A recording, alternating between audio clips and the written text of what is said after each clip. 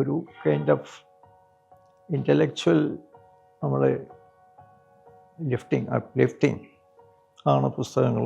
What was happening in the north, actually എന്ത് സംഭവിച്ചു, the other half of India, അതിനെപ്പറ്റി ഒരു ഐഡിയ കിട്ടിയത് ഞാൻ വർക്ക് ചെയ്യാൻ തുടങ്ങിയതോടുകൂടിയാണ്. പൂജ്യത്തിലാണ് തുടക്കം. പൂജ്യം എന്നുള്ള കഥ അത് ഞാൻ 60-ലാണ് എഴുതിയത്. അവിടെ 60-ൽ നിന്ന് ഞാൻ ആൾക്കൂട്ടവും തുടങ്ങി വെച്ചു. ബറോഡയിലായിരിക്കും എഴുതി തുടങ്ങി വെച്ചു. ആദ്യത്തെ ചാപ്റ്റർ എഴുതി 60-ൽ എഴുതി എന്ന് പറഞ്ഞല്ലേ. 68-ലാണ് അത് കംപ്ലീറ്റ് ആയത്. 68-ൽ ഇങ്ങനൊരു തീരുമാനം എടുക്കുമ്പോൾ യുദ്ധം പോലത്തെ ഒരു ഇതിലേക്കാണ് ഞാൻ പോകുന്നതെന്നുള്ളൊരു തോന്നലില്ല, അതിനകത്തൊരു പ്രതിസന്ധി തോന്നിയിട്ടില്ലേ? അതിന് വേണ്ടിയിട്ടാണ് ഞാൻ പോയത്. രണ്ട് കാര്യമാണ്. ഒന്ന്, എനിക്ക് I wanted to go there എന്നുവെച്ചാൽ അത് മനസ്സിലാക്കണം. ബോർഡർ പോയി യുദ്ധം നടന്നുകൊണ്ടിരിക്കുകയാണ്. ചേർന്ന ഉടനെ തന്നെ ഇപ്പോഴത്തെ അരുണാചൽ പ്രദേശിലേക്ക് ഞാൻ മൂവ് ചെയ്ത് വന്ന യുദ്ധം നടക്കുകയായിരുന്നു. 2 കൊല്ലത്തെ ജോലി അവിടെ. അപ്പോഴൊക്കെ ഈ പുസ്തകം കൂടെയുണ്ട്. പുസ്തകം വെച്ചാൽ നോട്ട്ബുക്ക് കൂടെയുണ്ട്.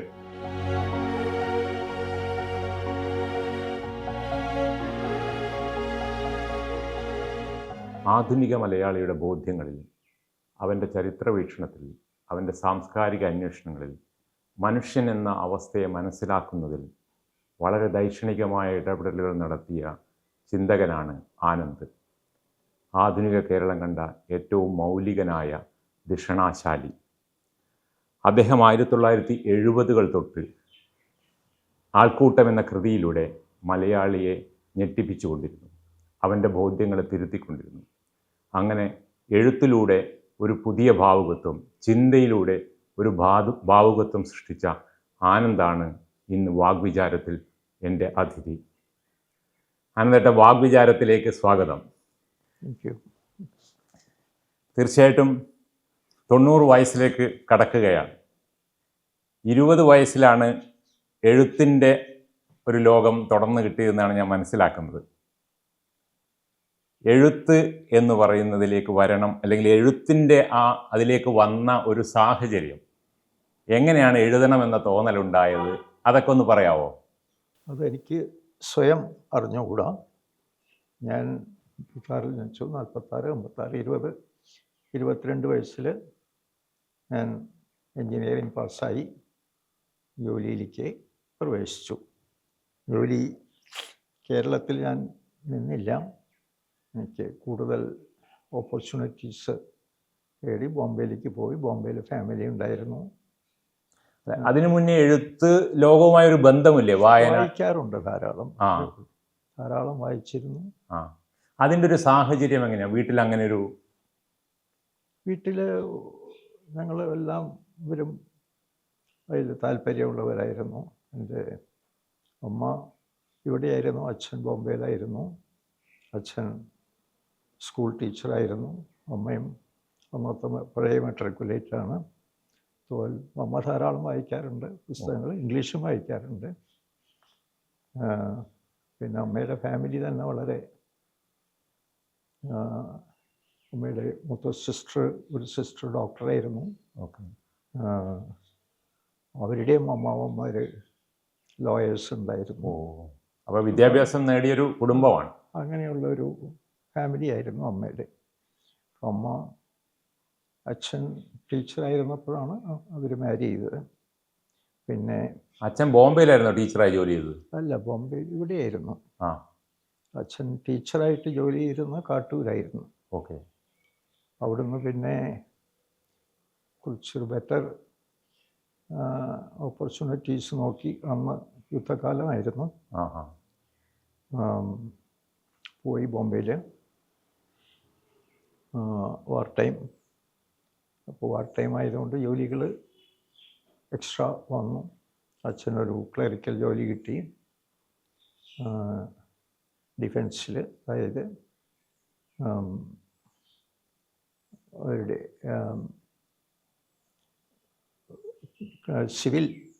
Civilian clerk ordinance ഡെപ്പോയിൽ.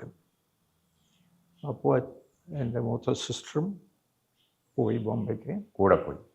അവരിവിടെ ഒരു ഇൻ്റർമീഡിയറ്റ് വരെ പഠിച്ചു. പിന്നെ കണ്ടിന്യൂ ചെയ്യാനുള്ള ഫൈനാൻഷ്യൽ സ്ട്രഗിൾ വന്നു. വിഷമം കൊണ്ട് ബോംബെയിലേക്ക് പോയി. ബോംബെയിൽ പോയി. അപ്പോൾ അവരും ഒരു ഡിഫൻസ് ഇതിൽ ജോലി ചെയ്തു. ഓഹോ. സിഗ്നൽസിൽ, ആർമിയിൽ തന്നെ. ഈ ആദ്യകാലത്ത് ഈ നാട്ടിലെ വായന എന്നൊക്കെ പറയുന്നത് എന്താണ്? നോവലുകൾ അല്ലെങ്കിൽ പുരാണങ്ങൾ അങ്ങനെയൊക്കെയാണോ? ആനന്ദേട്ടൻ വായിച്ചതൊക്കെ എന്തൊക്കെയായിരുന്നു? നോവലുകളും കവിതകളും എല്ലാം വായിക്കാറുണ്ട് ഇവിടെ സ്കൂൾ കാലത്ത്. പിന്നെ അവിടെ നിന്ന് പോവും പഠിക്കാൻ. കോളേജിലേക്ക് എത്തിയപ്പോഴേക്കും ധാരാളം ഇംഗ്ലീഷ് നോവലുകളും അന്നത്തെ തിരുവനന്തപുരം എഞ്ചിനീയറിംഗ് കോളേജിലല്ലേ പഠിച്ചത്? അതെ. അവിടെയൊക്കെ ഒരു തിരുവനന്തപുരം പലപ്പോഴും ഏറ്റവും നല്ല ലൈബ്രറികളൊക്കെ ഉണ്ടായിരുന്നൊരു സ്ഥലമാണല്ലോ. ലൈബ്രറികളുണ്ടായിരുന്നു. പക്ഷെ ലൈബ്രറിയിലേക്ക് പോകാനൊന്നും എഞ്ചിനീയറിംഗിന് പഠിക്കുമ്പോൾ സാധിക്കില്ല. പക്ഷെ പുസ്തകങ്ങൾ കിട്ടാറുണ്ട്. I was familiar with the current type of literature. അത് അന്നത്തെ റഷ്യൻ ദോസ്തോയെവ്സ്കി, ടോൾസ്റ്റോയ്, പിന്നെ ഫ്രഞ്ച് നോവലുകളൊക്കെ ഉണ്ടായിരുന്നു. ഫെമിലിയറായി. ഈ മലയാളത്തിലെ ഏതെങ്കിലും അക്കാലത്തെ നോവൽ എന്തെങ്കിലും സ്വാധീനമായിട്ടോ അല്ലെങ്കിൽ വലിയ വായനയിൽ വലിയ താല്പര്യത്തോടെ നിന്ന് എന്തെങ്കിലും? മലയാളത്തിൽ ആ കാലത്തുണ്ടായിരുന്ന നോവലുകളൊക്കെ പലരും വായിക്കാറുണ്ട്. അന്ന് ആരാണ് ഇവരൊക്കെയും പൊൻകുന്നം വർക്കി, കേശവദേവ്, ഉറൂബ്, ബഷീർ, ഇവരുടെയൊക്കെ കാലമായിരുന്നല്ലോ. തകഴി, ആ ഒരു ടൈമായിരുന്നു മലയാളത്തിൽ ലിറ്ററേച്ചറിൻ്റെ. അങ്ങനെ വായിക്കാൻ തുടങ്ങി. പിന്നെ ഫിക്ഷൻ മാത്രമല്ല നോൺ ഫിക്ഷനും വായിക്കാൻ തുടങ്ങി. അങ്ങനെ നോൺ ഫിക്ഷൻ അന്നേ താല്പര്യമുള്ളൊരു വിഷയമാണ്. പണ്ടേ താല്പര്യം ഉണ്ടായിരുന്നു. ഈ പുസ്തകങ്ങൾ ഒരുപക്ഷെ പുസ്തകമെന്ന് പറയുന്ന ഉപകരണത്തെക്കുറിച്ച് ഒരുപാട് എഴുതിയിട്ടുള്ള ആളാണ്. പുസ്തകത്തെക്കുറിച്ചൊരു പുസ്തകം എഴുതിയിട്ടുണ്ട്. പല കഥകളിലും പുസ്തകങ്ങൾ വരുന്നുണ്ട്. പുസ്തകം മനുഷ്യൻ്റെ ഒരു സാംസ്കാരികമായ ഔന്നത്യത്തിന് ഏറ്റവും പ്രധാനപ്പെട്ട ഒരു വസ്തുവായിട്ടാണല്ലോ കണക്കാക്കുന്നത്. പുസ്തകങ്ങൾ എങ്ങനെയാണ് ജീവിതത്തെ സ്വാധീനിച്ചതെന്നൊന്ന് പറയാമോ? ജീവിതത്തിൽ സ്വാധീനിക്കുന്ന സംഗതിയല്ല ഇത്. ഒരു കൈൻഡ് ഓഫ് ഇൻ്റലക്ച്വൽ നമ്മളെ ലിഫ്റ്റിംഗ് ആണ് പുസ്തകങ്ങൾ എന്നെ സംബന്ധിച്ചിടത്തോളം. കാരണം ജീവിതത്തിൽ പുസ്തകങ്ങൾ ഞാൻ എഴുത്തൊന്നും വന്നു തുടങ്ങിയിട്ടില്ല. പിന്നെ വായിക്കാറുണ്ട്. പീരിയോഡിക്കൽസ് വായിക്കും. പിന്നെ കറൻറ്റ് ലിറ്ററേച്ചർ വായിക്കും, മലയാളം, ഇംഗ്ലീഷ് എല്ലാം. പിന്നെ ബോംബെയിൽ പോയതിന് ശേഷം, അതായത് 58, ബട്ട് ഐ വാസ് 22 വയസ്സായപ്പോഴാണ് ബോംബെയിലെത്തിയത്. അന്ന് അപ്പോഴേക്കും അച്ഛൻ റിട്ടയർ ചെയ്ത് മടങ്ങി വന്നിരുന്നു. തിരിച്ചു വന്നു. ഇവിടെ വന്നിരുന്നു വീട്ടിൽ. പിന്നെ അച്ഛൻ വന്നതോടുകൂടി അച്ഛന് പാരാലിസിസ് വന്നു. ഒരു 3-4 കൊല്ലം കിടപ്പിലായി. ഫൈനാൻഷ്യൽ പ്രോബ്ലം ഒരുപാടുണ്ടായിരുന്നു വീട്ടിൽ. ചേട്ടനായിരുന്നു എനിക്ക് ഞങ്ങളുടെ ഫാമിലിയിൽ. ചേട്ടനും കോളേജ് കംപ്ലീറ്റ് ചെയ്യാൻ സാധിച്ചില്ല. പക്ഷേ അവിടുത്തെ ഒരു ബിസിനസ് കൺസേണിൽ ജോലി ചെയ്തു. ബോംബെയിൽ തന്നെ? ബോംബെയിൽ തന്നെ. ഓക്കെ. ഒരുമാതിരി നല്ല വിധത്തിൽ പോകാൻ സാധിച്ചു. അപ്പോൾ പ്രധാന സംഗതി വീട്ടിലേക്ക് സപ്പോർട്ട് ചെയ്യാനായിട്ടുള്ള ഫൈനാൻഷ്യൽ സപ്പോർട്ട് വേണം. ഫൈനാൻഷ്യൽ സപ്പോർട്ട് ഉണ്ടാക്കുകയായിരുന്നു. അമ്മയും 2 സിസ്റ്റേഴ്സും കൂടെ ഉണ്ടായിരുന്നു. ഞാൻ ജോലി തുടങ്ങി. ആദ്യം ബോംബെ സ്റ്റേറ്റ് ഇലക്ട്രിസിറ്റി ബോർഡിൽ ജോലി കിട്ടി. അന്ന് ബോംബെയാണ്. ബോംബെ സ്റ്റേറ്റ് ആയിരുന്നു അന്ന്. മഹാരാഷ്ട്രയും ഗുജറാത്തും കൂടിയിട്ട് രണ്ടും കൂടി ബോംബെ സ്റ്റേറ്റ് എന്ന് അറിയപ്പെട്ടത്. ജോലി കിട്ടിയത് ഗുജറാത്തിലായിരുന്നു. പോർബന്ദർ എന്ന് പറഞ്ഞ സ്ഥലത്ത്. ഞാൻ ഐ ഓപ്റ്റഡ് ഫോർ ദാറ്റ്. അവിടെ ഏതാണ്ടൊരു 6 മാസത്തോളം ജോലി ചെയ്തു. പോർബന്ദർ, ഗുജറാത്ത്. സൗരാഷ്ട്ര എന്ന് പറയും. ഗുജറാത്തിലെ സൗരാഷ്ട്ര വേറൊരു എൻറ്റിറ്റിയാണ്. അവർക്ക് ഭാഷയിലും വ്യത്യാസമുണ്ട്. അത് സൗരാഷ്ട്ര എന്ന് വെച്ചാൽ 100 രാഷ്ട്രങ്ങളിൽ നിന്ന് 100 ഓ അത് ശരി. കൊച്ചു കൊച്ചു രാജ്യങ്ങളായിരുന്നു. അതിൽ ഒന്നിലെ ആയിരുന്നല്ലോ ഗാന്ധിയുടെ അച്ഛൻ. അച്ഛൻ എന്നുവെച്ചാൽ നാട്ടുരാജ്യങ്ങളായിരുന്നു. ആ ഓക്കെ. ആ രാജ്കോട്ട്, പോർബന്ദർ, ഭവനഗർ, നമ്മൾ കൊച്ചി, തിരുവനന്തപുരം എന്നൊക്കെ പറയുന്ന പോലെ കുറച്ച് ചെറുത്. ചെറിയ ചെറിയ രാജ്യങ്ങൾ. അത് എല്ലാം ബ്രിട്ടീഷ് പീരിയഡിൽ ഇതെല്ലാം കൂടിയിട്ട് ഇങ്ങനെ ഒരു കോൺഗ്ലോമറേറ്റ് ആയിരുന്നു. അവിടെ കുറച്ചു കാലം ജോലി ചെയ്തു.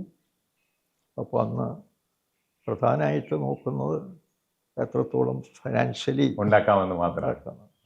ഒരു 50 രൂപ 20 രൂപ കൂടുതലാണെങ്കിലും വേറൊരു ജോലി നോക്കും. നമുക്ക് ആവശ്യമുണ്ട്.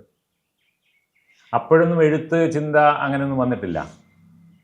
മനസ്സിലുണ്ടായിരുന്നു, പക്ഷെ എഴുതി തുടങ്ങിയിട്ടില്ലായിരുന്നു ഞാൻ.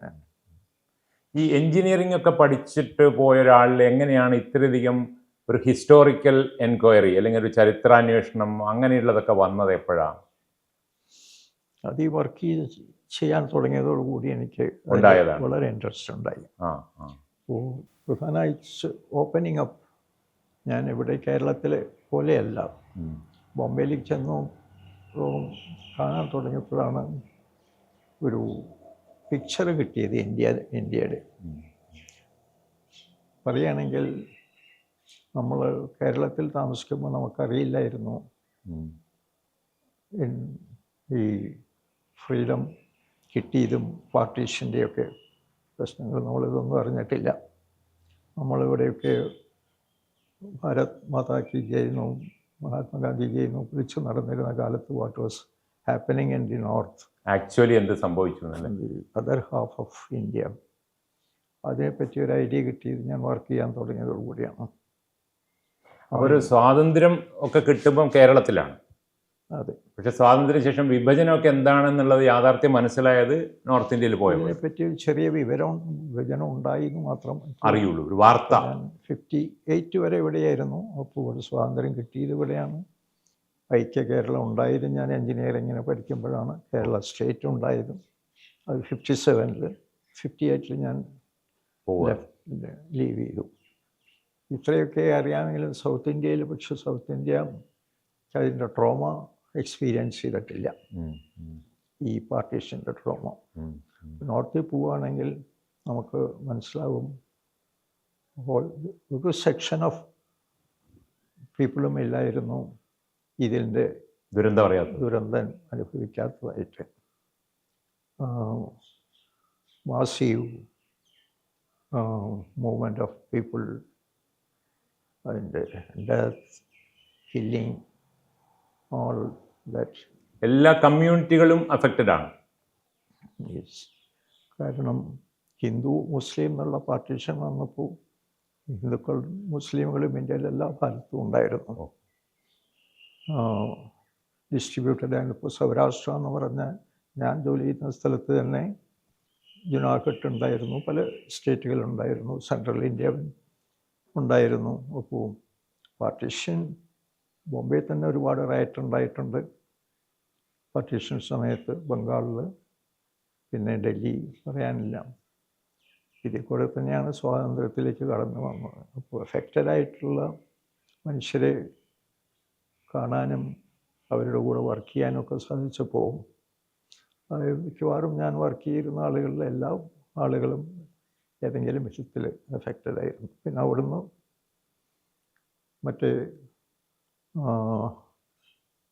അവിടുന്ന് ഞാൻ പോയത് പിന്നെ ഒരു ഇത് കിട്ടിയപ്പോൾ ഭിലായ് സ്റ്റീൽ പ്രോജക്റ്റിലായിരുന്നു. അത് 59-ൽ. ഭിലായ് എന്ന് വെച്ചാൽ ഭിലായ് മധ്യപ്രദേശിൽ, ഭിലായിലെ അയണൂർ സെക്ഷൻ ആ ഭാഗത്തായിരുന്നു എനിക്ക് ജോലി. അത് കുറേ ദൂരെയാണ് ഭിലായിൽ നിന്ന്. ഇപ്പോഴത്തെ ഛത്തീസ്ഗഡിൽ വരും. ഇപ്പോഴത്തെ ഛത്തീസ്ഗഡ് തന്നെയാണ് ഭിലായും. അവിടെ അയണൂർ മൈൻസ്, അവിടെ ഏതാണ്ട് ഒരു കൊല്ലം ജോലി ചെയ്തു. പിന്നെ മടങ്ങി വന്നു. പിന്നെയും ബോംബെയിൽ. ഞാൻ ഇടയ്ക്കിടയ്ക്ക് ബോംബെയിൽ വരും, കുറച്ച് ഒക്കെ ജോലി ചെയ്യും. വളരെ നീണ്ട കാലം ബോംബെയിൽ ചെയ്തില്ല. PWD അപ്പോഴേക്കും PWDയിൽ ചേർന്നു. അപ്പോഴേക്കും ബോംബെ, ഗുജറാത്തും മാറി. മഹാരാഷ്ട്രയായി. അപ്പോൾ ഞങ്ങൾക്ക് ഓപ്റ്റ് ചെയ്യണമായിരുന്നു ഗുജറാത്തിൽ പോകണോ ഓ, ജോലി. മഹാരാഷ്ട്രയിൽ വരണോ. ആ ആ. അപ്പോഴേക്കും എനിക്ക് വേറെ ഒരു ഓപ്പർച്യൂണിറ്റി കിട്ടി. ഓയിൽ ആൻഡ് നാച്ചുറൽ ഗ്യാസ് കമ്മീഷനിൽ. ഓക്കെ. അന്നത് ONGC തുടങ്ങിയ കാലം. ഉള്ളൂ. ഓയിൽ ഡ്രില്ലിങ് ഗുജറാത്തിൽ, പഞ്ചാബിലും കുറച്ച് ഉണ്ടായിരുന്നു. അതുവരെ ആസാമിൽ ചെറിയ പോക്കറ്റ്സിൽ മാത്രമേ ഓയിൽ ഉണ്ടായിരുന്നുള്ളൂ. ഗുജറാത്തിൽ എക്സ്പ്ലോറേഷൻ തുടങ്ങിയ സമയം നമ്മളെ ഹെൽപ്പ് ചെയ്തിരുന്ന റഷ്യൻസ് ആയിരുന്നു. ഓ, ഞങ്ങൾ വർക്ക് ചെയ്തിരുന്ന റഷ്യൻസിൻ്റെ കൂടെയാണ്. ഓ. ഒരു റഷ്യൻ ടീമുണ്ടാവും, ഒരു ഇന്ത്യൻ ടീമുണ്ടാവും. തുടങ്ങിയത് ആദ്യം ഞാൻ ഓയിൽ ഡ്രില്ലിംഗ് തന്നെ, ഫിസിക്കലി സൈറ്റിൽ. പക്ഷെ ഉടനെ അപ്പോൾ തന്നെ ഓയിൽ സ്ട്രൈക്ക് ചെയ്തപ്പോൾ ആദ്യം സ്ട്രൈക്ക് ചെയ്ത് ക്യാമ്പയിലും ഖംഭാത്ത് എന്ന് പറയും, അങ്കലേശ്വറിലും. ഓക്കെ. തൊട്ട് പിന്നെ പ്രൊഡക്ഷൻ്റെ പ്രോസസ്സ് തുടങ്ങി. ഇതിൻ്റെ ഒരു ഓഫീസ് ജോബിലാണോ അനന്തേട്ടനുണ്ടായിരുന്നത്, അല്ല ഫിസിക്കൽ വർക്ക് സൈറ്റിൽ തന്നെ ആയിരുന്നു? വർക്ക് സൈറ്റിലായിരുന്നു ആദ്യം. പിന്നെ പ്രൊഡക്ഷൻ യൂണിറ്റ് തുടങ്ങിയപ്പോൾ ഞാൻ ഓഫീസിലേക്കായി. Okay okay. Storing oil, storage and transportation, അതിനുള്ള പ്ലാന്റുകൾ ഉണ്ടാക്കുക. അപ്പോൾ 2 കൊല്ലത്തോളം ഞാൻ റഷ്യൻസിൻ്റെ കൂടെ ജോലി ചെയ്തു. അത് നല്ലൊരു പീരീഡായിരുന്നു. അപ്പോഴൊക്കെ ഈ ഇന്ത്യയുടെ രാഷ്ട്രീയത്തെക്കുറിച്ചൊക്കെ അന്വേഷിക്കുന്നുണ്ടോ? നെഹ്റു ഒക്കെ ഉള്ള കാലമല്ലേ അത്? അപ്പോൾ എന്താണ് ഡൽഹിയിൽ നടക്കുന്ന ഇന്ത്യ എങ്ങനെ രൂപപ്പെടുന്നു എന്നുള്ളതിനെ കുറിച്ചൊരു ചിന്തയൊക്കെ അന്നേരം ഉണ്ടോ? ആക്ച്വലി ഇപ്പോൾ ഞാൻ ജോലി ചെയ്തിരുന്നതൊക്കെയും എവിടെയാണെങ്കിലും എൻ്റെ mind was opening up. Okay. അത് 60 എന്ന് പറഞ്ഞാൽ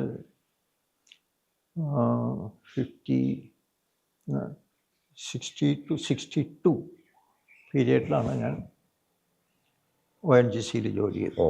അപ്പോൾ 62 ആയപ്പോഴേക്കും പിന്നെ ഞാൻ ഷിഫ്റ്റ് ചെയ്ത് ബറോഡയിലേക്ക്. ബറോഡയിലായിരുന്നു ഞങ്ങൾ വർക്ക് ചെയ്തിരുന്നത്. അതായത് ഓയിൽ സ്റ്റോറേജ് പ്ലാൻ സിസ്റ്റവും അതൊക്കെ ഡിസൈൻ ചെയ്യുന്നതിന്. അപ്പം ഞങ്ങൾക്ക് റഷ്യൻസിൻ്റെ കൂടെ വർക്ക് ചെയ്യുമ്പോൾ ഒരു മാസത്തോളം റഷ്യൻ ഞങ്ങളെ പഠിപ്പിക്കാം. ഭാഷ പഠിക്കും. ഭാഷ വെച്ചാൽ മാനേജ് ചെയ്യാം സാമാന്യമായിട്ട്. ഇൻ്റർപ്രറ്റേഴ്സ് ഉണ്ടാവും. എന്നാലും അവരും ഞങ്ങളും വളരെ ഭംഗിയായിട്ട് സംസാരിച്ചുകൊണ്ടിരുന്നു. വളരെ ഇൻട്രസ്റ്റിംഗ് ആയിരുന്നു. ആ കാലത്ത് എഴുത്ത് തുടങ്ങിയില്ല? 62 ആകുമ്പോഴേക്ക് എഴുത്ത് ചെറുതായിട്ട് കഥ എഴുതുന്ന പോലെ ചിലതൊക്കെ ചെയ്തു തുടങ്ങിയിരുന്നു. ആ പീരിയഡ് ഇപ്പം ഞാൻ പറയുകയാണെങ്കിൽ 60 പീരിയഡിൽ ഞാൻ ആദ്യം എഴുതിയ പൂജ്യത്തിലാണ് തുടക്കം. പൂജ്യം എന്നുള്ള കഥ അത് ഞാൻ 60-ലാണ് എഴുതിയത്. ഈ പീരിയഡിൽ അപ്പോഴേക്ക് ആൾക്കൂട്ടത്തിനെ കുറിച്ചുള്ള ചിന്ത വന്നിട്ടില്ല? മനസ്സിലുണ്ടായിരുന്നു. പൂജ്യം എന്നുള്ള കഥ എഴുതിയത് പോർബന്തറിൽ വർക്ക് ചെയ്യുന്ന ബാക്ക്ഗ്രൗണ്ടിലുള്ള ഒരാളെ പറ്റിയിട്ടാണ് പൂജ്യം. അത് 60-ൽ അവിടെ എത്തും. 60-ൽ തന്നെ ഞാൻ ആൾക്കൂട്ടവും തുടങ്ങി വെച്ചു. ബറോഡയിലായിരിക്കും എഴുതി തുടങ്ങി വെച്ചു. ആദ്യത്തെ ചാപ്റ്റർ എഴുതി. അതിൽ ആദ്യത്തെ ചാപ്റ്റർ അന്ന് എഴുതിയതാണ്. പിന്നെ ഒരു ലോങ് ബ്രേക്ക് ഉണ്ടായി. പക്ഷെ ആ ചാപ്റ്റർ അന്ന് എഴുതിയതാണ്. പൂജ്യം പക്ഷേ പ്രസിദ്ധീകരിക്കുന്നത് വളരെ പിന്നീടല്ലേ? അത് ഇതൊക്കെ കൂട്ടത്തിനൊക്കെ ശേഷമാണോ? അപ്പോൾ അത് എഴുതിയിട്ട് അവിടെ വെച്ചേ ഉള്ളൂ, അത് പ്രസിദ്ധീകരിക്കാൻ ശ്രമിച്ചേ ഇല്ല? അതൊരു കഥ എഴുതുകയായിരുന്നുള്ള തോന്നലോടെ തന്നെയാണോ എഴുതിയത്? കഥയായിട്ട് അപ്പം അതുണ്ടായി. അതുപോലെ 1-2 കഥകളൊക്കെ ശ്രമിച്ചുകൊണ്ടിരുന്നു. പക്ഷെ ആൾക്കൂട്ടത്തിൻ്റെ ഐഡിയ, ഇപ്പോൾ ആൾക്കൂട്ടം ഞാൻ എഴുതി തുടങ്ങിയത് ഒരു മുഴുവൻ പ്ലാനല്ല.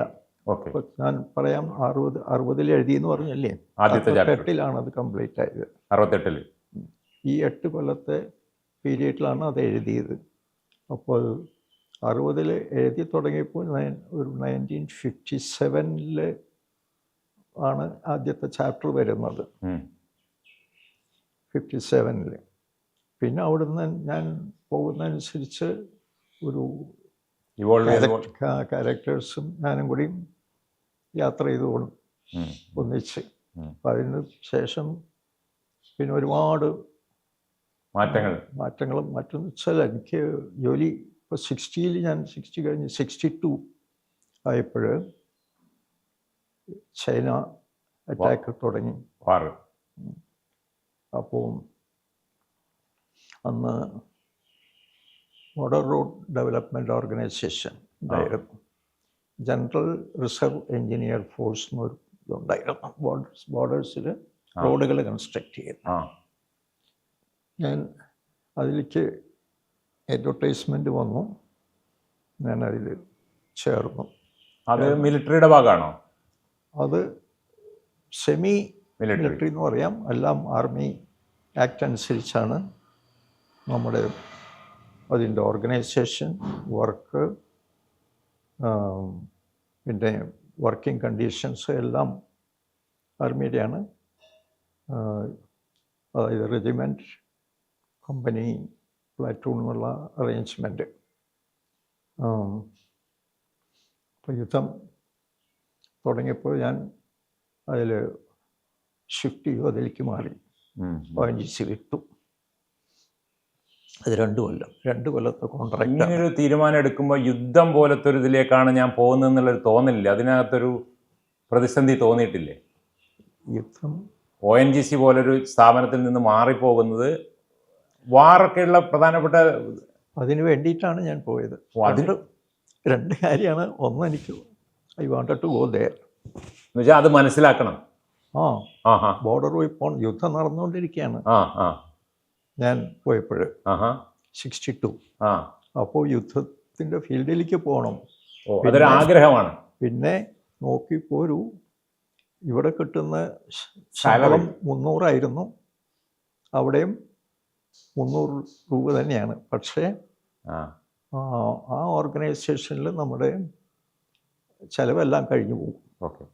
ആർമി പോലെ 300 കയ്യിൽ കിട്ടും. 300 കയ്യിൽ കിട്ടും. അതൊരു മെച്ചമായിരുന്നു. ചേർന്ന ഉടനെ തന്നെ ഇപ്പോഴത്തെ അരുണാചൽ പ്രദേശിലേക്ക് ഞാൻ മൂവ് ചെയ്തു. അന്നൊരു യുദ്ധം നടക്കുകയായിരുന്നു. ചെന്നു. അങ്ങനെ 2 കൊല്ലത്തെ ജോലി അവിടെ. അപ്പോഴൊക്കെ ഈ പുസ്തകം കൂടെയുണ്ട്. പുസ്തകം വെച്ചാൽ നോട്ട്ബുക്ക് കൂടെയുണ്ട്. ഇത് ഒരുപാട് യാത്ര ചെയ്ത് വന്നത് പോലെ ഫോട്ടോ കോപ്പിയിങ് ഒന്നും ഇല്ലല്ലോ. ഒരു നോട്ട്ബുക്ക് ഇവിടുന്ന് മൂവ് ചെയ്യും. 8 കൊല്ലം ഈ നോട്ട്ബുക്കുകൾ എൻ്റെ കൂടെ മൂവ് ചെയ്തുകൊണ്ടിരുന്നു.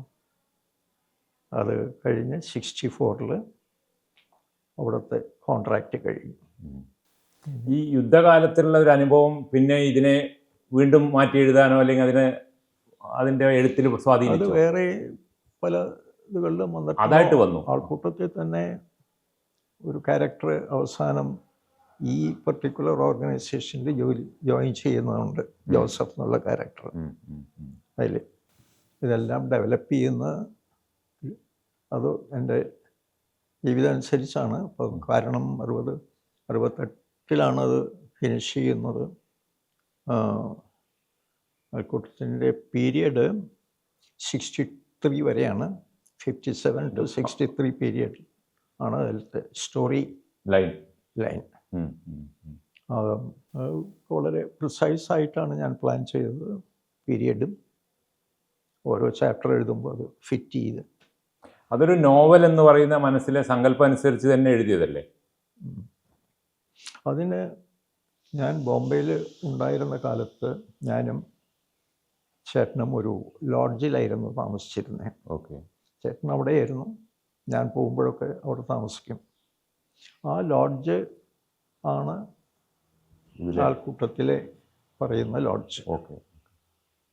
അത് VT സ്റ്റേഷന് മുമ്പിലായിട്ട് ഡക്കോൺ ലോഡ്ജ് എന്ന് പറഞ്ഞൊരു ലോഡ്ജ് തുടങ്ങുന്നത്. ആ ലോഡ്ജ് അത് തന്നെയാണ് അതിനത്തെ ജീവിതവും. അപ്പോൾ ക്യാരക്ടേഴ്സും എല്ലാം തുടങ്ങുന്നു. പുതുതായ ഒരു പ്ലാൻ ഇല്ലയെന്ന് ഞാൻ പറഞ്ഞില്ലേ. ഈ ആളുകൾ വന്നു, ഇവരെൻ്റെ കൂടെ കൂടി, ഞാൻ അവരുടെ കൂടെ യാത്ര ചെയ്തു. ഇൻ റൈറ്റിംഗ് റൈറ്റിങ്ങിൻ്റെ കാര്യത്തിൽ ഞാൻ അവരുടെ കൂടെ മൂവ് ചെയ്തുകൊണ്ടിരുന്നു. അപ്പോൾ എങ്ങനെയാണ് മൂവ് ചെയ്യുന്നത് വെച്ചാൽ അത് അതിനനുസരിച്ച് ഇവോൾവ് ചെയ്ത് വന്നു. ഒരു ഒരു എഴുത്തുകാരനായി എന്നുള്ളൊരു തോന്നൽ എപ്പോഴാണ് ഉണ്ടായിട്ടുള്ളത്? ഇത് എഴുതി ഇത് അപ്പോഴൊന്നും പ്രസിദ്ധീകരിക്കുന്നില്ല. ഇല്ല, ഒന്നും ചെയ്തിട്ടില്ല. അതെന്തുകൊണ്ടാണ്? സാധിക്കാത്തത് കൊണ്ടാണോ? അല്ല, ഇല്ല, ഞാൻ അങ്ങനെ ശ്രമിച്ചിട്ടില്ല. ഒന്നാമത് ഇതൊരു വലിയ വർക്കാണ്. ചെറിയ 1-2 കഥകൾ എഴുതിയെന്നേ ഉള്ളൂ. അതെൻ്റെ ഒരു സാറ്റിസ്ഫാക്ഷന് വേണ്ടി എഴുതിയതാണ്. അതും കയ്യിൽ കൊണ്ടു നടന്നു. ഇതെല്ലാം കൂടെയായിരുന്നു. പിന്നെ ഇതിന് ആവശ്യമുള്ള മെറ്റീരിയൽ പ്രധാനമായിട്ടും ആ കാലത്തെ സോഷ്യൽ ആൻഡ് പൊളിറ്റിക്കൽ ഡെവലപ്മെൻറ്റ്സാണ് ഇതിൽ വരുന്നത്. അത് അവസാനം 62-ൽ യുദ്ധത്തിന് പോയി, ഞാൻ പോയി മടങ്ങി വന്നു. അത് കഴിഞ്ഞ് വന്ന് ഇപ്പോഴാണ് എനിക്ക് വെസ്റ്റ് ബംഗാളിൽ പ്രോജക്റ്റിൽ ജോലി കിട്ടിയത്. ബംഗാളിൽ പോകുന്നു. ബംഗാളിൽ പോയി. അത് ഫറക്ക ബരാജ് പ്രോജക്റ്റ് എന്ന് പറയും. ഒരു വലിയ പ്രോജക്റ്റായിരുന്നു അത്. അതൊരു പുതിയ ജോലിയാണോ അല്ല മറ്റേ സൈന്യത്തിൻ്റെ എക്സ്റ്റൻഷനാണോ? എക്സ്റ്റൻഷൻ അല്ല, അത് കഴിഞ്ഞ് പുതിയൊരു ജോലി. ഓരോ തവണ ഞാൻ വീടും. ഇതൊരു പുതിയ 65-ൽ അവിടെ ജോയിൻ ചെയ്തത്. അവിടെ ചെന്നു. ഈ ഇവിടുന്ന് ബോർഡർ റോഡിൽ നിന്ന് മടങ്ങി വന്നതിന് ശേഷം 62-ൽ ജോയിൻ ചെയ്തു. അവിടെ ജോലി ചെയ്തിരിക്കുന്ന സമയത്ത് അപ്പോൾ അന്ന് യുദ്ധം കഴിഞ്ഞു, ആദ്യത്തെ യുദ്ധം. അപ്പോൾ ആർമിയിൽ എൻജിനീയേഴ്സിനെ എടുക്കാനായിട്ടൊരു വലിയ സ്കീമുണ്ടായി ഗവൺമെൻറ്റിൻ്റെ. അത് അപ്പോൾ അന്ന് ശേഷം UPSC റിക്രൂട്ട് ചെയ്യുന്ന, UPSC സെൻട്രലിലും സ്റ്റേറ്റ് ഗവൺമെൻറ്റുകളിലും റിക്രൂട്ട് ചെയ്യുന്ന ആളുകൾക്കൊക്കെ ഒരു കണ്ടീഷൻ ഉണ്ടായിരുന്നു. If call for you have to serve army for 4 years. ഓ, ശരി. ആ കണ്ടീഷനിൽ എനിക്ക് 66-ൽ a call came to me that you have to join again. So I join army. 66 to 70 ആർമിയിൽ. അതിൻ്റെ ഇൻവെൻ പീരീഡിലാണ് ബംഗാളിൽ വർക്ക് ചെയ്തത്, ആ ബാരേജിൻ്റെ.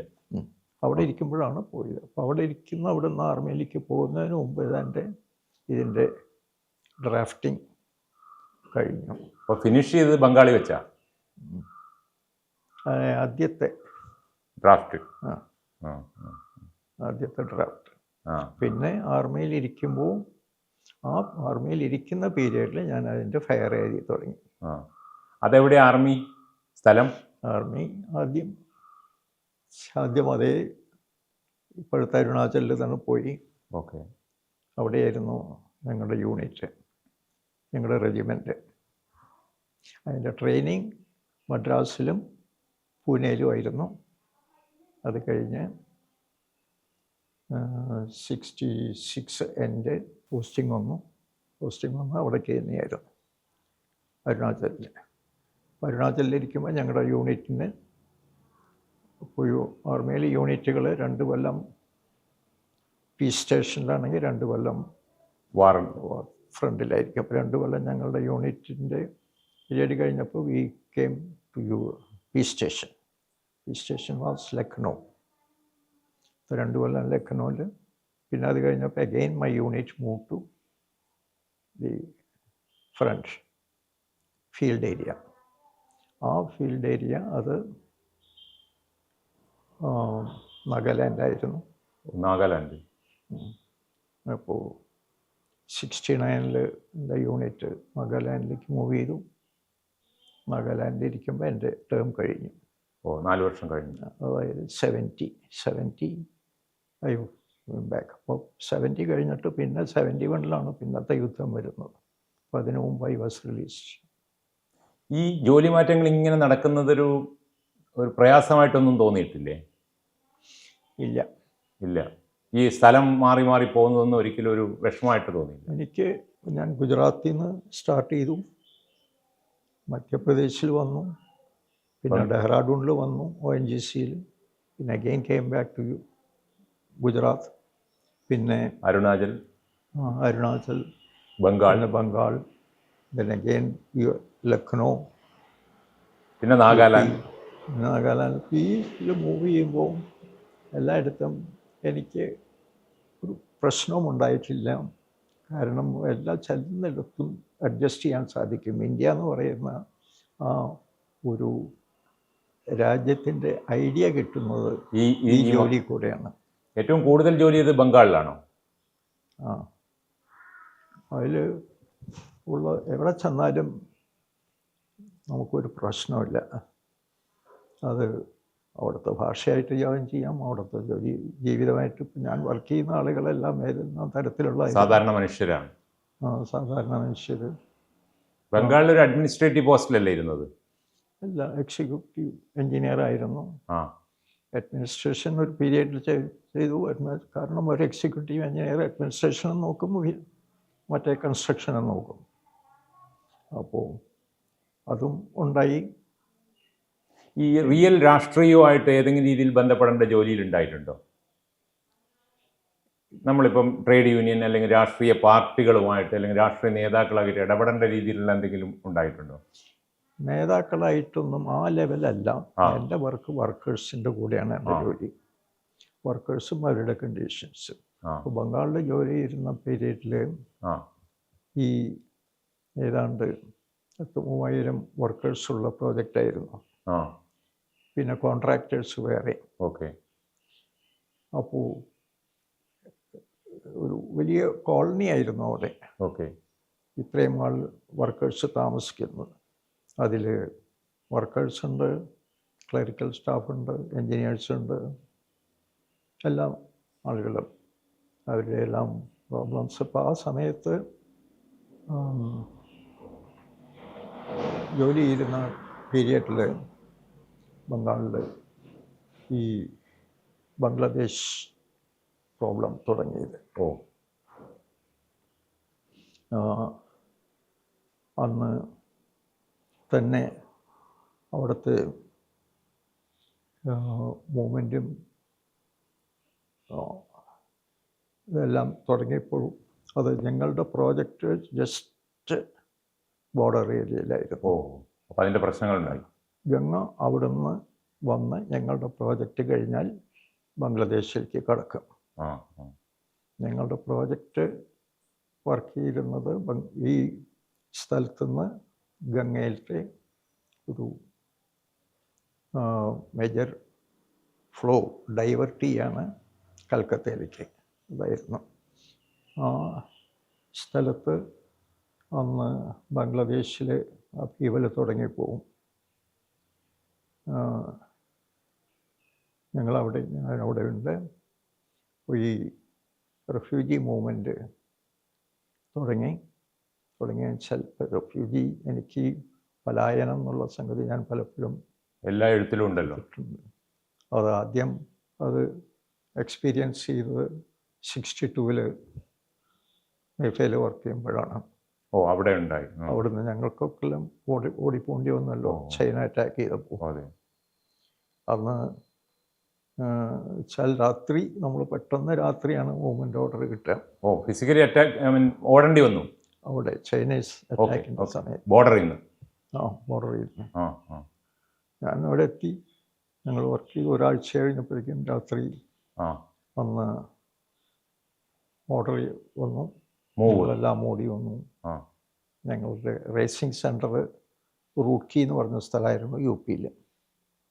അവിടെ വന്നു. പിന്നെ യുദ്ധം ചൈന വിഡ്രോ ചെയ്തപ്പോൾ അഗൈൻ വെന്റ് ബാക്ക്. അതവിടെ.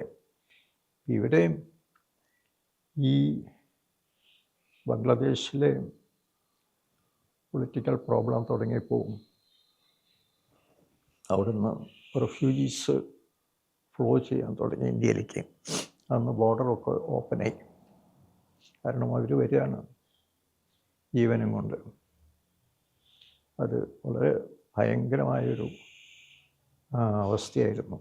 നമുക്കതിൻ്റെ റിപ്പോർട്ടുകൾ ഡെയിലിയും കിട്ടും. നമ്മൾ actually we were involve in it because എൻ്റെ പ്രോജക്റ്റ് ഏരിയയിൽ ഈ റെഫ്യൂജീസിനെ താമസിക്കാനുള്ള സൗകര്യങ്ങൾ ഒരുക്കി തുടങ്ങി. ഞങ്ങൾക്ക് സ്കൂളൊക്കെ ക്ലോസ് ചെയ്തു, ഒക്കെ റെഫ്യൂജീസിന് തുറന്നു കൊടുത്തു. ക്യാമ്പുകളുണ്ടായി. പിന്നെ ഞങ്ങൾക്ക് പോവുകയും ചെയ്യാമായിരുന്നു. അവിടെ പാകിസ്ഥാൻ ആർമി ബോർഡറിൽ നിന്ന് ഉള്ളിലേക്ക് മൂവ് ചെയ്തു. ബോർഡറൊക്കെ ഓപ്പണായി. അവരുള്ളിൽ പോയിട്ട് അവിടുത്തെ ജനങ്ങളുടെ നേരെയായി അവരുടെ ഗൺസ് വർ തിരിച്ചിട്ടു. ഇന്ത്യയുടെ നേരെ തിരിഞ്ഞിരുന്ന ഗണ്ണുകളെല്ലാം അങ്ങോട്ട് തിരിച്ചു. ഞങ്ങൾ പോവാറുണ്ട് ക്രോസ് ചെയ്ത് അവിടെ. അവിടുത്തെ ഈ മൂവ്മെൻ്റ് ഉണ്ടായിരുന്നല്ലോ, അത് അവർ കാണാറുണ്ട്. കഴിയുന്നത്ര എയ്ഡ് കൊടുക്കുക, അങ്ങനെയൊക്കെ. പിന്നെ യുദ്ധം തുടങ്ങി. ആ യുദ്ധസമയത്ത് അവിടെ ഉണ്ടല്ലേ ഈ ബോർഡർ ഉണ്ട്. കഴിഞ്ഞു. പിന്നെ കുറേ ആളുകളൊക്കെ മൂവി ബാക്ക്. അത് വലിയൊരു ക്രൈസിസ് ആയിരുന്നു ആ കാലത്ത്. ശരിക്കും ഞങ്ങളുടെ ഏരിയ വാർ ഫ്രണ്ടിൽ തന്നെയായിരുന്നു. അതുകൊണ്ട് പക്ഷേ വാർ ഒരു 2 ആഴ്ച നിന്നുള്ളൂ. അത് കഴിഞ്ഞപ്പോഴേക്കും അവിടുന്ന് സെറ്റിലായി. പാകിസ്ഥാൻ സറണ്ടർ ചെയ്തു. പാകിസ്ഥാന് വെസ്റ്റ് പാകിസ്ഥാനിൽ നിന്ന് ഈസ്റ്റ് പാകിസ്ഥാനിലേക്ക് മൂവ് ചെയ്യാൻ വിഷമമായിരുന്നു അവരുടെ ഫോഴ്സസ്. അതുകൊണ്ട് 100,000-ഓളം പാകിസ്ഥാൻ ആർമി പേഴ്സണൽ സറണ്ടർ ചെയ്തു ഇന്ത്യക്ക്. 100,000-ഓളം അവർ ഇന്ത്യയുടെ പല ഭാഗങ്ങളിലായിട്ട് ക്യാമ്പ് ചെയ്തു. ആൻഡ് അപ്പോൾ ഇന്ത്യയുടെ ഇതെല്ലാം വളരെ ക്ലിയർ ആയിരുന്നു. അത് ഓക്യുപ്പൈ ചെയ്യാനല്ല നമ്മൾ പോയത്. അവരുടെ ഈ റിഫ്യൂജി പ്രോബ്ലം ഉണ്ടാക്കിയ പ്രോബ്ലം സോൾവ് ചെയ്യാനും ഇവർ മടക്കി അയക്കാനും. ഇവർ മടക്കി അയക്കാൻ പോയി തുടങ്ങിയതോടുകൂടി ഈ ആർമി പേഴ്സണൽ ഇന്ത്യക്ക് സറണ്ടർ ചെയ്ത ആർമി പാകിസ്ഥാനി ആർമിക്ക് ആളുകളെയൊക്കെയും പിന്നെ പാകിസ്ഥാനിലേക്ക് മടക്കി അയക്കണം. That was another big problem. ഞങ്ങൾക്കതിലില്ല. പക്ഷേ ഗവൺമെൻറ്റിന് അത് പക്ഷേ ഗവൺമെൻറ് ഒരു ഭംഗിയായി ചെയ്തോ? അത് ഞങ്ങളുടെ ആളുകളൊക്കെ മടങ്ങിപ്പോയി. അവരവരുടെ സ്ഥലങ്ങളിലേക്ക് പോയി. ഈ 3000 പേരുള്ളൊരു വർക്കേഴ്സിൻ്റെ കൂടെ അതിൻ്റെ അഡ്മിനിസ്ട്രേറ്റീവ് ജോലി ചെയ്തു എന്ന് പറഞ്ഞില്ലേ? അവിടെ അപ്പോൾ ഈ സ്വാഭാവികമായിട്ടും വർക്കേഴ്സിന് ട്രേഡ് യൂണിയൻ അങ്ങനെയൊക്കെ ഉണ്ടാവുമല്ലോ. അവിടെ ഒരുപാട് യൂണിയനുകൾ ഉണ്ടായിരുന്നു. അപ്പോൾ ഈ യൂണിയൻ എന്ന് പറയുന്ന കോൺസെപ്റ്റ് വർക്കേഴ്സിന് ഏത് രീതിയിലൊക്കെയാണ് അത് നല്ലതായിട്ടാണ്? എങ്ങനെയാണ് അനന്തരനെ കണ്ടത്? ആ കാലം തൊട്ടത് കാണുകയല്ലേ? ഞങ്ങൾക്കത് വളരെ ഒരു റിയൽ പ്രോബ്ലമാണ്. അവരുടെ പ്രോബ്ലംസ് ഫേസ് ചെയ്യുക, വർക്കിംഗ് കണ്ടീഷൻസ് ബെറ്റർ ആക്കാൻ, മനസ്സിലാക്കാൻ അല്ലേ? അതെ. അവരുടെ ഇപ്പോൾ ഞാൻ പറഞ്ഞല്ലേ ഒരു 3000-ഓളം അതെ ക്വാർട്ടേഴ്സ് ഉണ്ടായിരുന്നു. ഇത് വർക്ക് ചെയ്തു. അവരുടെ ജോലിയിലുള്ള പ്രൊമോഷൻ, ഡിഫറെൻറ്റ് റിക്വയർമെൻറ്റ് അതെല്ലാം ചെയ്തിരുന്ന പീരിയഡിൽ ശരിക്കും വർക്കേഴ്സ് അന്ന് ബംഗാളികളായിരുന്നു കൂടുതൽ, പിന്നെ ബീഹാരികൾ ഉണ്ടായിരുന്നു. ഞാൻ ചോദിച്ചത് ട്രേഡ് യൂണിയൻ എന്ന് പറയുന്നത് വർക്കേഴ്സിനെ സംബന്ധിച്ചിടത്തോളം ഒരു എസെൻഷ്യൽ, ഒരു ആവശ്യമുള്ളൊരു കാലം ആണല്ലോ അത്. ഇന്നിപ്പോൾ കേരളത്തെ പോലൊരു സമൂഹത്തിൽ ട്രേഡ് യൂണിയൻ ഒരു പ്രശ്നവുമായിട്ട് വരുന്ന രീതിയിലേക്ക് വരുന്നുണ്ട്. ഭരണകൂടങ്ങൾക്കും മൊത്തത്തിൽ അവരുടെ സമ്മതമില്ലാതെ ഒന്നും നടക്കില്ല. ഒരു ട്രേഡ് യൂണിയൻ ഫണ്ടമെന്റലിസം വന്നൊരു സമൂഹമായി കേരളം മാറിയിട്ടുണ്ട്. അത് പ്രശ്നം ആക്കി തീർക്കുകയാണ് വാസ്തവത്തിൽ. ട്രേഡ് യൂണിയൻ അത് വർക്കേഴ്സിൻ്റെ ആവശ്യങ്ങൾ മീറ്റ് ചെയ്യുക, അഡ്മിനിസ്ട്രേഷനും വർക്കേഴ്സും വളരെ പോസിറ്റീവായിട്ട് എടുക്കുകയാണെങ്കിൽ അത് 2 സൈഡിലും പോസിറ്റീവായിട്ട് എടുക്കണം. Administration as well as workers രണ്ടുപേരും പോസിറ്റീവായിട്ട് എടുക്കുകയാണെങ്കിൽ അത് നന്നായിട്ട് മൂവ് ചെയ്യേണ്ട സംഗതിയാണ് ഏത് കാര്യത്തിലായാലും ട്രേഡ് യൂണിയൻസ്. പക്ഷേ അതിൽ പൊളിറ്റിക്സ് വന്നു കഴിഞ്ഞാൽ അത് പിന്നെ ഒരു സ്റ്റാൻഡിങ് പ്രോബ്ലം ആക്കി വെക്കുകയാണ് പൊളിറ്റീഷ്യൻസിന് ആവശ്യം. ഇല്ലാത്ത പ്രോബ്ലങ്ങൾ ഉണ്ടാക്കുക. എന്നാലുള്ള പ്രോബ്ലങ്ങളെ സോൾവ് ചെയ്യാനായിട്ട് അഡ്മിനിസ്ട്രേഷനും ഗവൺമെൻറ്റും ശ്രമിച്ചുകൊണ്ടിരിക്കണം. അത് ത്രൂ ഔട്ട് നമ്മുടെ അന്നത്തെ കാലം ഏതാണ്ട് എമർജൻസി പീരീഡ് വരെ ഈ പ്രോബ്ലം എമർജൻസി പീരീഡ് എത്തിയപ്പോഴാണ് ഈ കാര്യത്തിൽ ഗവൺമെൻറ് ഒന്ന് ഇൻവെസ്റ്റിഗേറ്റ് ചെയ്യാൻ തുടങ്ങിയത്. What is the actual problem. Okay. വാസ്തവത്തിൽ എമർജൻസിയുടെ ഒരു പോസിറ്റീവ് സൈഡ് അതായിരുന്നു. എന്താണ്? ഈ വർക്കേഴ്സ് ട്രേഡ് യൂണിയനും വർക്കേഴ്സുമായിട്ടുള്ള സംഗതി സോൾവ് ചെയ്യാൻ പ്രധാനമായിട്ടും വന്ന് ഉണ്ടായിരുന്നു കോൺട്രാക്ട് ലേബർ എന്നുള്ളൊരു കണ്ടീഷൻ. അത് emergency period Indira Gandhi contract labour എബോളിഷൻ act എന്ന് പറഞ്ഞുകൊണ്ട് ഓക്കെ. വർക്ക് റെഗുലർ വർക്കാണെങ്കിൽ അത് കോൺട്രാക്റ്റ് ആയിരിക്കരുത്, എംപ്ലോയി റെഗുലർ ആയിരിക്കണം. ഒരു എംപ്ലോയി റെഗുലർ ആണെങ്കിൽ ഒരുപാട് ഫെസിലിറ്റീസ് ഉണ്ട്.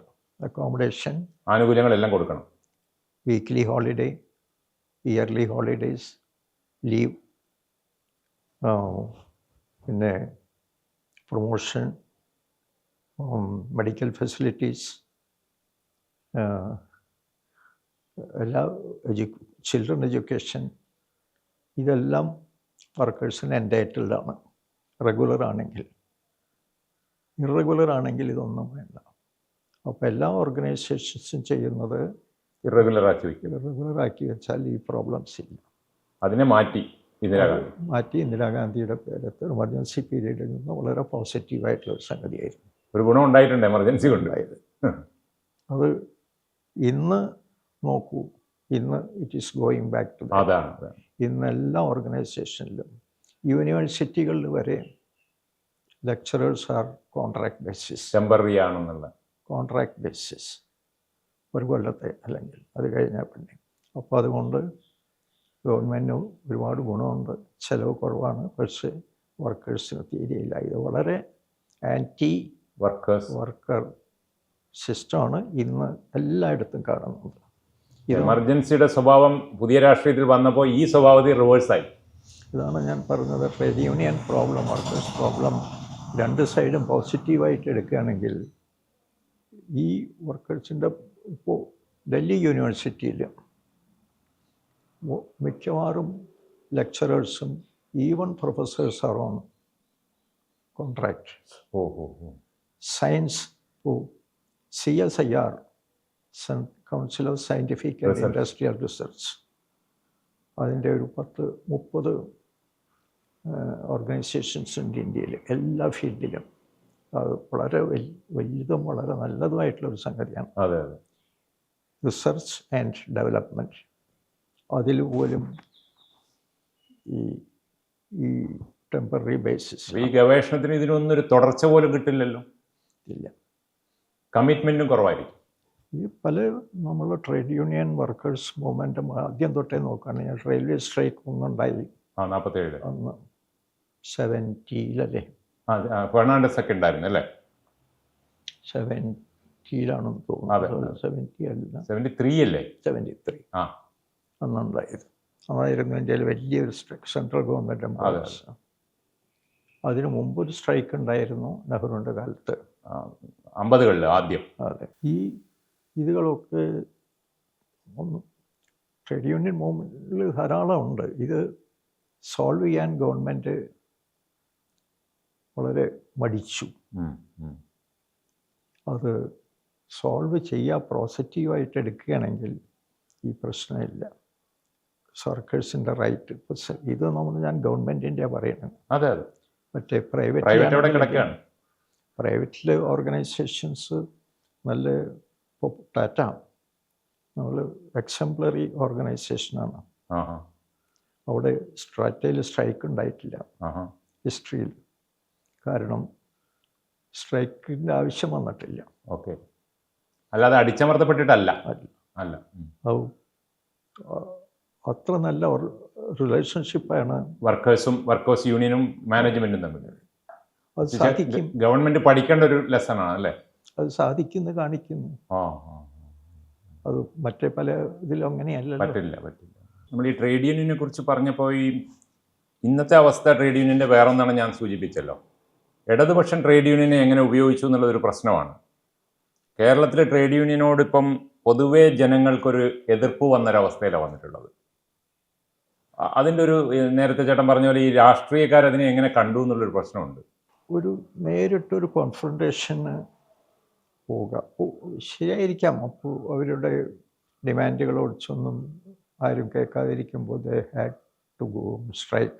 അതൊരു സ്ട്രൈക്ക് എന്ന് പറയുന്നത് ഒരു വേറെ വഴിയില്ലാതെ പോകുന്ന ഒരു വരുന്ന സമയത്താണ് ഇത് അങ്ങനെ ഉണ്ടാകും. പിന്നെ അത് ഫെയിൽ ചെയ്യും മിക്കവാറും, because workers have to continue the work. ഈ പീരിയഡിൽ ഒരു പ്രോപ്പർ മ്യൂച്വൽ ഇൻട്രാക്ഷൻ ഉണ്ടെങ്കിൽ ചെയ്യാവുന്ന. ആദ്യത്തെ എനിക്ക് 73-ലൊക്കെ ഇന്ത്യയുടെ ഗവൺമെൻറ്റിൻ്റെയും അവസ്ഥ വളരെ മോശമായിരുന്നു ഫൈനാൻഷ്യലി. അത് തന്നെയെല്ലാം ആഫ്റ്റർ ദി വാർ ഇന്ത്യ, നെഹ്റുവിൻ്റെ India try to give minimum for defence and maximum for the development. കാരണം ഒരു ഡിഫൻസിൻ്റെ ആവശ്യം വരുന്നൊരു പ്രശ്നമായിട്ട് അത് പെട്ടെന്ന് അതിനെ തകിടം മറിക്കുകയായിരുന്നു ചൈനയുടെ ഉദ്ദേശം. ചൈനയുടെ അറ്റാക്ക് കൊണ്ട് അവർ ചെയ്തത് ഇന്ത്യയുടെ പ്രയോറിറ്റീസ് മാറ്റി. ഡിഫൻസിന് ഒരുപാട് ചിലവുണ്ടായിരുന്നു. ഡിഫൻസിന് ചിലവ് വരുമ്പോൾ നമ്മൾ വെൽഫെയറിന് ചിലവില്ലാതാവും, നമ്മൾ ചിലവ് ചെയ്യാൻ പറ്റാതെ. അങ്ങനെ ഒരു അവസ്ഥയുണ്ടായി. അതിനുശേഷം വെപ്പങ്ങൾ ഓരോന്ന് യുദ്ധങ്ങൾ നടക്കുന്നുണ്ട്, എല്ലാം നടക്കുന്നുണ്ട്. യുദ്ധം ഒരു ആവശ്യമായി വന്നു. ഇപ്പോൾ ഒരു ഷോ ആണ്, ഇപ്പോൾ ഒരു ബന്ദ് എന്ന് പറഞ്ഞൊരു സംഗതി നടത്തുന്നു. എന്താ അതിൻ്റെ ഉദ്ദേശം? ഇപ്പോൾ ഒരു ബന്ദ് നടത്തി. ഇഷ്യൂ ഉണ്ടായിരുന്നു പുതിയ ട്രേഡ് യൂണിയൻ ആക്ട് ഗവൺമെൻറ്റിൻ്റെ, അതിൻ്റെ പ്രോബ്ലംസ്. അതിന് അത് സോൾവ് ചെയ്യുകയാണെങ്കിൽ രണ്ട് സൈഡ് മീറ്റ് ചെയ്യുകയാണെങ്കിൽ സോൾവ് ചെയ്യാൻ പറ്റും, ഡിസ്കസ് ചെയ്യണം. ഇപ്പോൾ ഒരു ദിവസം ഒരു ബന്ദ് നടത്തി. അതുകൊണ്ട് എന്താ നേടിയത്? Government is not doing anything. അവരൊരു ദിവസം പോയി. ഇവർ ഒരു ദിവസം ഒരു ഷോ നടത്തി ഭയങ്കരമായിട്ട് എല്ലാം അടച്ചിട്ട് മനുഷ്യർക്ക് മൂവ് ചെയ്യാൻ പറ്റാത്തൊരവസ്ഥ. ഇഷ്യൂ അല്ല, ഒരാചാരമായി. ഒരാചാരം. ഒരു ദിവസം ഉപവാസം അനുഷ്ഠിക്കുന്ന പോലെ ഒരാചാരം. അത് കഴിഞ്ഞു they are back to that.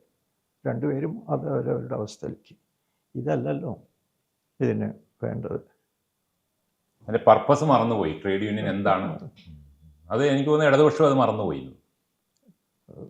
ഏത് മുഴുവൻ ബന്ദ് ചെയ്യുന്നു. ബന്ദ് ചെയ്തിട്ട് എന്താ, വാട്ട് യു അച്ചീവ്? ഗവൺമെൻറ്റിനെ ഒന്ന് ഇമ്പ്രസ് ചെയ്യാനോ ഞങ്ങൾക്ക് ഇത് ചെയ്യാൻ പറ്റുന്നത്? Government is not at all bothered. Okay, അത് നമ്മളത് കഴിഞ്ഞു. ഈ പല സ്ഥലങ്ങളിൽ യാത്ര ചെയ്തു, ഇല്ലേ, പല സ്ഥലങ്ങളിൽ ജീവിച്ചു ഇന്ത്യയിൽ. അവിടെയുള്ള ഭാഷ, അവിടുത്തെ സാഹിത്യം, അതുമായിട്ടൊക്കെ ഏതെങ്കിലും രീതിയിൽ ഇൻവോൾവ് ആവാൻ ശ്രമിച്ചിട്ടുണ്ടായിരുന്നോ? എനിക്ക് പ്രശ്നം ഉണ്ടായിട്ടില്ല. നമ്മൾ കുറച്ചൊക്കെ പഠിക്കാം, മനുഷ്യരെ സംസാരിക്കാം. പിന്നെ മുഴുവൻ ഇന്ത്യയിലും ഒരുമാതിരി നോർത്തിൽ ഹിന്ദി മതി.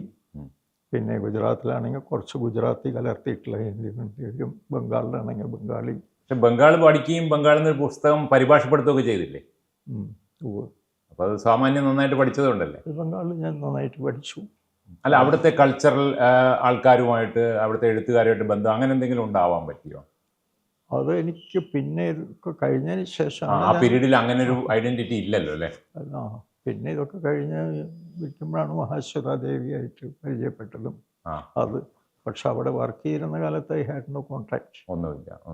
ഈ പുതുതായിട്ട് ടെക്നോളജി പ്രൊവൈഡ് ചെയ്യുന്ന വെപ്പൺസിനെ ടെസ്റ്റ് ചെയ്യാൻ വേണ്ടിയിട്ടാണ് യുദ്ധങ്ങൾ നടക്കുന്നത്. കുറക്കാലമായിട്ട് അമേരിക്ക അവരുടെ ഒരുപാട് അമേരിക്ക മുഴുവൻ ഇതേ ചെയ്തിട്ടുള്ളൂ. അവർ ഒന്ന് ടെസ്റ്റ് ചെയ്യാനായിട്ട് ഇപ്പോൾ ഈയിടെ കുറേ ഇറാൻ വരെ അയച്ചു, മിസൈൽസ് അയച്ചു. Which is only testing. അത് വർക്ക് ചെയ്യുന്നുണ്ടോ? അത് തന്നെ അവരും ചെയ്യും. ന്യൂക്ലിയർ എല്ലാവരും ന്യൂക്ലിയർ ബോംബെടുത്ത് കാണിച്ചു.